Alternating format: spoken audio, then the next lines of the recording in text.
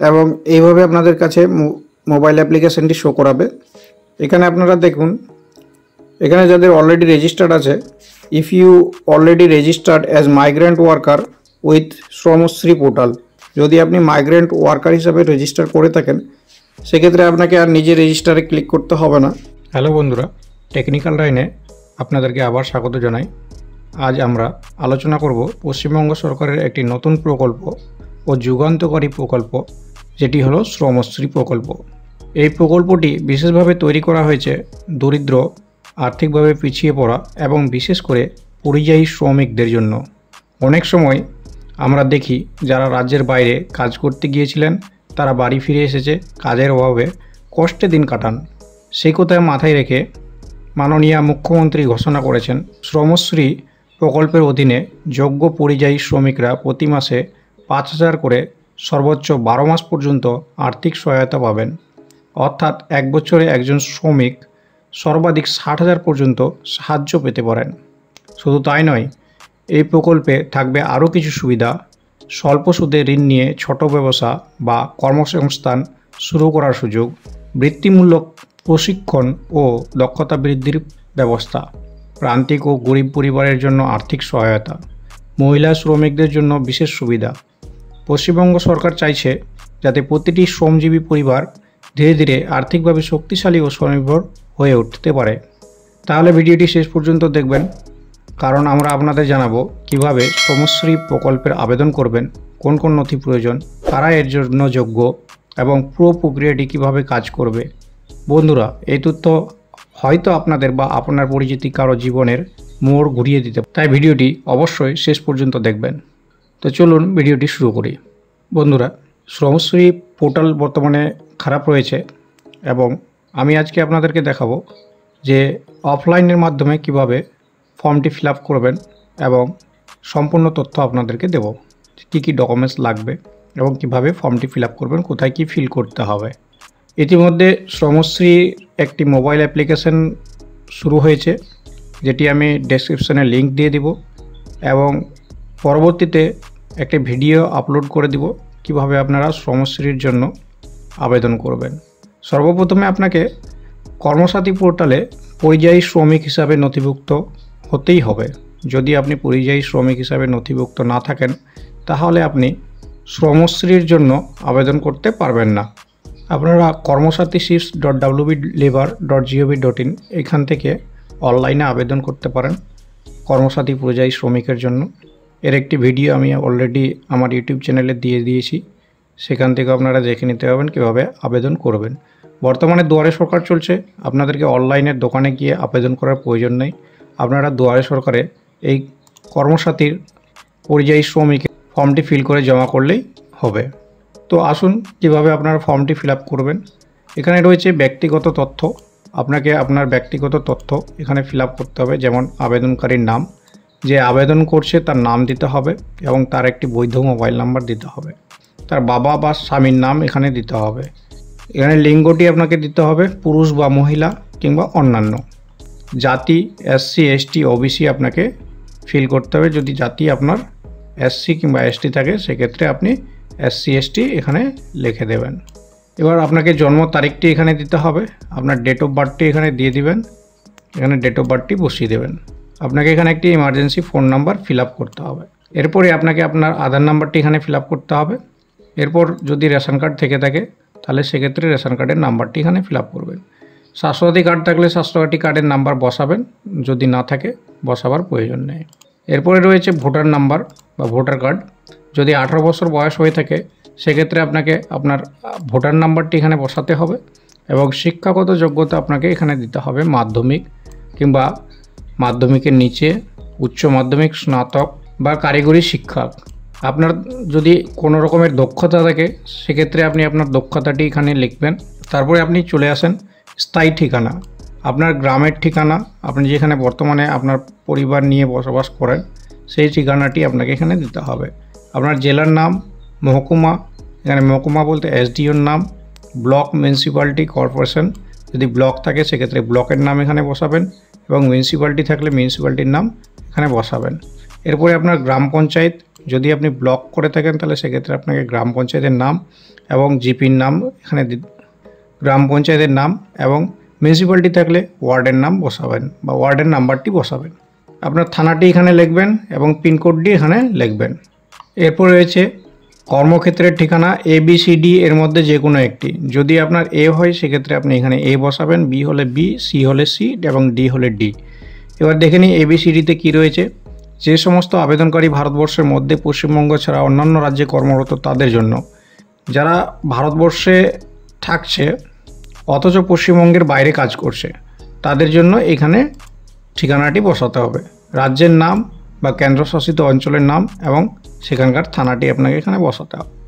এরপরে রয়েছে যে সমস্ত আবেদনকারী ভারতবর্ষের বাইরে কর্মরত তাদের জন্য, যারা ভারতবর্ষের বাইরে কাজ করছে, সৌদি হোক, ইরান, আমেরিকা, আফ্রিকা, যেখানে কাজ করুক না কেন সেই দেশের নাম, কর্মস্থলের ঠিকানা এবং আপনার পাসপোর্ট নাম্বারটি এখানে বসাতে হবে। এরপরে যে সমস্ত আবেদনকারী ভারতবর্ষের মধ্যে পশ্চিমবঙ্গ ছাড়া অন্যান্য রাজ্যে কর্মে নিযুক্ত আছেন বা হবেন তাদের ক্ষেত্রে এই ঘরটি ফিল আপ করতে হবে। এখানে আপনার দেশের নাম এবং রাজ্য কেন্দ্রশাসিত অঞ্চল এবং থানাটির নাম দিতে হবে। এরপরে ডিএ চলে আসছি। যে সমস্ত আবেদনকারী ভারতবর্ষের বাইরে কর্মরত হবেন তাদের জন্য, যারা এখনও পর্যন্ত হয়নি কিন্তু পরিকল্পনা নিয়ে রেখেছে যে যাব, সেক্ষেত্রে তাদের দেশের নাম, কর্মস্থলের ঠিকানা এবং বৈধ পাসপোর্ট নাম্বার। 4 নম্বরে রয়েছে কাজের ধরন। আপনি কীরকম কাজে নিযুক্ত রয়েছেন বা কীরকম কাজ করতেন কিংবা আপনি কীরকম কাজ করতে যাচ্ছেন। এখানে অনেকগুলো কাজের নাম রয়েছে, এখান থেকে যেটি আপনার জন্য প্রযোজ্য সেটি সিলেক্ট করে আপনি নিচে এখানে বসিয়ে দেবেন এবং টিক মেরে দেবেন। অন্যান্য এর মধ্যে যদি না থাকে সেক্ষেত্রে আপনি যেটি কাজ করছেন সেটি আপনি এখানে লিখতে পারেন, অন্যান্যতে টিক করে এখানে লিখতে পারেন। বাইরে যাওয়ার দিন বা প্রস্তাবিত দিন, আপনি কবে গেছিলেন বা একটু আনুমানিক ডেট আপনি এখানে বসিয়ে দেবেন। প্রতিদিন কত টাকা পারিশ্রমিক বা প্রস্তাবিত পারিশ্রমিক পান, আপনি বর্তমানে যে কাজ করছেন সেখানে কত টাকা বেতন পান সেটি এখানে বসাতে পারেন, কিংবা আপনাকে কাজ করার জন্য কত টাকা দিতে চেয়েছে, আপনি যাননি, যেতে চাইছেন, সেক্ষেত্রে আপনাকে কত টাকা দিতে চেয়েছে সেই টাকাটি এখানে উল্লেখ করবেন। আপনি যেখানে বর্তমানে কাজ করছেন সেটি কি আপনি নিজে গিয়ে কাজ খুঁজে নিয়ে কাজ শুরু করেছেন, না কোনো এজেন্টের দ্বারা নিযুক্ত হয়েছেন, এজেন্ট ছাড়া নিযুক্ত হয়েছেন, কিংবা অন্যান্য ব্যক্তির দ্বারা নিযুক্ত হয়েছেন। আপনি যদি নিজে নিযুক্ত হয়ে থাকেন তাহলে স্বনিযুক্ত করবেন এবং এখানে বাকি 3টির ক্ষেত্রে আপনি এখানে এজেন্ট বা অপর ব্যক্তির নাম, এজেন্ট বা অপর ব্যক্তির মোবাইল নাম্বার, এজেন্ট বা অপর ব্যক্তির ঠিকানা, নিয়োগকর্তার নাম, যে কোম্পানিতে আপনি বর্তমানে কাজ করছেন তার নাম কিংবা সেই কোম্পানির নাম, ফোন নাম্বার বা মোবাইল নাম্বার, নিয়োগকর্তার ঠিকানা, যে অফিসে কাজ করছেন বর্তমানে বা যে জায়গায় কাজ করছেন সেখানকার ঠিকানাটি আপনাকে এখানে দিতে হবে। 6 নম্বরে রয়েছে ব্যাংক সংক্রান্ত তথ্য। আপনাকে এখানে অবশ্য পশ্চিমবঙ্গের ব্রাঞ্চের যে কোনো ব্যাংকের নাম দিতে হবে, যেই ব্রাঞ্চগুলো পশ্চিমবঙ্গে রয়েছে, এবং আপনার অ্যাকাউন্টটি অবশ্য পশ্চিমবঙ্গের মধ্যে খোলা থাকতে হবে, সেই অ্যাকাউন্টটি এখানে প্রোভাইড করবেন। অন্য রাজ্যে যদি আপনি কোনো অ্যাকাউন্ট খুলে থাকেন সেটি এক্ষেত্রে প্রযোজ্য হবে না।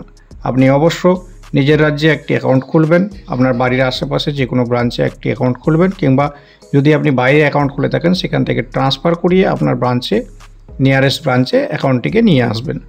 এখানে ব্যাংকের নাম, ব্রাঞ্চের নাম এবং অ্যাকাউন্ট নাম্বারটি ফিল আপ করবেন এবং আইএফএসসি কোডটি দেবেন। আপনাকে এখানে একটি নমিনি দিতে হবে, নমিনির নাম বসাবেন, মনোনীত ব্যক্তির নাম, এখানে নমিনির নাম দেবেন, তার মোবাইল নাম্বার এবং মনোনীত ব্যক্তির নমিনির সাথে সম্পর্ক, অ্যাপ্লিকেন্টের সঙ্গে নমিনির কী সম্পর্ক রয়েছে সেটি এখানে দিবেন, স্বামী, স্ত্রী, বাবা, মা, এখানে সেটি দেবেন এবং তার আধার নাম্বারটি এখানে বসাবেন। এরপরে রয়েছে রেশন বা খাদ্যসাথী কার্ডের ধরন। আপনার পরিবারে যাদের কার্ড রয়েছে তাদের কি ধরনের কার্ড রয়েছে, RKS1, তাদের কি ধরনের কার্ড রয়েছে, AAY, SPHH, PHH, RKSY1 বা RKSY2, যে ধরনের কার্ড রয়েছে এখানে লিখে দেবেন RKSY1 বা SPHH বা RKSY2, যেটি হবে সেটি এখানে ফিল আপ করে দেবেন। এরপরে পরিবারের সদস্যদের নাম, এখানে পরিবারের সদস্যগুলোর নাম ভরে দেবেন, লিঙ্গ, বয়স, আধার নাম্বার এবং সম্পর্ক, পরিবারের কর্তার সঙ্গে সম্পর্ক বা অ্যাপ্লিকেন্টের সঙ্গে সম্পর্কটি এখানে বসাবেন। এরপরে 10 নম্বরে রয়েছে বিগত 1 বছরে কতদিন কর্মসূত্রে রাজ্যের বাইরে ছিলেন বা আছেন। আপনি কতদিন ধরে বর্তমানে আছেন বা কতদিন ধরে রাজ্যের বাইরে রয়েছেন সেটি আপনাকে উল্লেখ করতে হবে এখানে। এরপরে আপনাকে যা যা দিতে হবে, আপনাকে একটি পাসপোর্ট সাইজের ছবি এই ফর্মটির সঙ্গে অ্যাটাচ করে দিতে হবে, আধার কার্ড জেরক্স কপি দিতে হবে, ব্যাংক পাসবুক এবং আবেদনপত্রের সহ সংযোজনী এ, এখানে সংযোজনী এটি দেওয়া রয়েছে সেটি আপনাকে দিতেই হবে, এবং ভোটার কার্ডের জেরক্স দিতে হবে। সাথে আপনি যেখানে কাজ করছেন সেখানকার একটি আইডেন্টিটি কার্ড দেবেন। এরপরে যদি আপনি দেশের বাইরে কাজ করে থাকেন সেক্ষেত্রে আপনাকে একটি পাসপোর্টের জেরক্স কপি দিতে হবে। এখানে আপনার পরিযায়ী শ্রমিক, যে পরিযায়ী শ্রমিক রয়েছে তার সিগনেচার করে দেবেন, এই জায়গাটাতে একটি সিগনেচার করে দেবেন। স্থান, আপনার স্থানটি এখানে লিখে দেবেন, গ্রামের নাম কিংবা আপনার সিটির নাম, যে ডেটে আপনি ফর্মটি জমা করছেন সেই ডেটটি এখানে বসিয়ে দেবেন। এরপরে রয়েছে সংযোজনী এ, এখানে আগে যা লিখেছিলেন অ্যাপ্লিকেন্টের নাম, তার বাবার নাম, আধার নাম্বার, ভোটার নাম্বার, স্থায়ী ঠিকানা বর্তমানে যেখানে বসবাস করছে, এবং এতদিন আমি জানাচ্ছি যে আজকের যে ডেটে আপনি জমা করবেন, দেশ পেশায় যে পেশা আপনি কাজ করছেন ওপরে যেটি সিলেক্ট করেছেন সেটি এখানে বসাবেন। ভারতবর্ষের মধ্যে কোন জেলায় আপনি আছেন, কোন রাজ্যে আছেন, ভারতবর্ষের বাইরে থাকলে সেই দেশের নাম দিতে হবে, এবং কাজে যোগদান করেছি বা করব। আপনি যদি অলরেডি কাজ করছেন তাহলে করেছিতে ক্লিক করবেন, এবং করব মানে আপনি কাজ শুরু করেননি কিন্তু করার ইচ্ছা আছে সেটাতে টিক দেবেন। উপরে প্রদত্ত তথ্য আমার জ্ঞান ও বিশ্বাস মতে সত্য, তারিখ সহ পরিযায়ী শ্রমিকের স্বাক্ষর, এখানে আপনি সিগনেচার করবেন এবং ডেটটি দেবেন। তো এইভাবে আপনারা ফর্মটি ফিল আপ করবেন। এই ফর্মটির লিঙ্ক আমি আপনাদেরকে ডেসক্রিপশানে দিয়ে দেবো, এবং মোবাইল অ্যাপ্লিকেশনের লিঙ্কটিও আপনাদেরকে ডেসক্রিপশানে দিয়ে দেবো। মোবাইল অ্যাপ্লিকেশান দিয়েও আপনারা এই ফর্মটি ফিল আপ করতে পারবেন। যেহেতু ওয়েস্ট বেঙ্গল লেবারের যে ওয়েবসাইটটি রয়েছে সেটি এখন আন্ডার মেনটেন্যান্সে রয়েছে, আপনারা মোবাইল অ্যাপ্লিকেশান দিয়েও এই অ্যাপ্লিকেশানটি অনলাইনে করতে পারেন, কিন্তু আমি বলবো আপনারা দুয়ারে সরকারে জমা করবেন, তাহলে সঠিকভাবে ফর্মটি ফিল হতে পারে। কিংবা আপনারা নিজেদের মোবাইলে এই অ্যাপটি ডাউনলোড করে নেবেন। সেখানে দুটি অপশান থাকবে, যেটি হচ্ছে অলরেডি রেজিস্টার্ড মাইগ্রেন্ট ওয়ার্কারের জন্য এবং যারা নতুনভাবে রেজিস্টার করতে চায়। আমি অ্যাপটি সম্পূর্ণ একটি ভিডিও দিয়ে দিব, তবুও একটু আপনাদেরকে দেখানোর চেষ্টা করছি। আমি অ্যাপের লিঙ্কটি ডেসক্রিপশনে দিয়ে দিব, আপনারা সেখান থেকে ডাউনলোড করতে পারেন, এবং এইভাবে আপনাদের কাছে মোবাইল অ্যাপ্লিকেশনটি শো করাবে। এখানে আপনারা দেখুন, এখানে যাদের অলরেডি রেজিস্টার্ড আছে, if you already registered as migrant worker with Shramashree portal, যদি আপনি মাইগ্রেন্ট ওয়ার্কার হিসাবে রেজিস্টার করে থাকেন সেক্ষেত্রে আপনাকে আর নিজে রেজিস্টারে ক্লিক করতে হবে না। আপনি এখানে আপনার ইউজার আইডি বা মোবাইল নাম্বারটি প্রোভাইড করবেন এবং জেনারেট ওটিপিতে ক্লিক করবেন। জেনারেট ওটিপিতে ক্লিক করলে আপনার কাছে অটোমেটিক্যালি একটি ওটিপি চলে আসবে, এবং ওটিপিটি এখানে প্রোভাইড করবেন। যদি আপনি অলরেডি রেজিস্টার্ড নয় কিংবা অফলাইন ফর্ম ফিল আপ করেননি, কিংবা আপনি মোবাইল অ্যাপ্লিকেশন কিংবা ওয়েবসাইটেও অ্যাপ্লাই করেননি, রেজিস্টার বা নিবন্ধন করুন, এখানে ক্লিক করবেন। এখানে ক্লিক করলে আপনার রেজিস্ট্রেশন করতে পারবেন। পোর্টালের অবস্থা খুব খারাপ এবং মোবাইল অ্যাপ্লিকেশনেরও অবস্থা খুব খারাপ। আমি এখানে একটি মোবাইল নাম্বার প্রোভাইড করছি, দিয়ে জেনারেট ওটিপিতে ক্লিক করলাম। দেখুন, please check your phone, OTP পাঠিয়ে দেওয়া হয়েছে এবং মোবাইল মেসেজ চেক করতে বলছে। আমার কাছে দেখুন চলে এসছে। আমি এখানে ওটিপিটি প্রোভাইড করব 4576 দিয়ে ভ্যালিডেট ওটিপি করছি। দেখুন আমার ওটিপি সাবমিট করার পর অনেকটা টাইম নিচ্ছে, কিন্তু সাবমিট হচ্ছে না বা নেক্সট স্টেপটি আমার খুলছে না। এতে করে বোঝা যাচ্ছে যে পোর্টালের অবস্থা খুব খারাপ। তো আপনারা কিছুদিন ওয়েট করুন যদি অনলাইনে অ্যাপ্লাই করতে চান, নইলে আপনারা দুয়ারে সরকারে গিয়ে আমার পাড়া আমার সমাধান ক্যাম্পে গিয়ে আপনারা ফর্মটি ফিল আপ করে জমা করুন। ধন্যবাদ। আশা করি আজকের ভিডিওটি আপনাদেরকে ভালো লেগেছে। যদি ভালো লাগে অবশ্যই আমাদের চ্যানেলটিকে সাবস্ক্রাইব করবেন, লাইক করবেন এবং এই ভিডিওটি বন্ধুদের সাথে শেয়ার করবেন যেন তারাও উপকৃত হয়। ধন্যবাদ।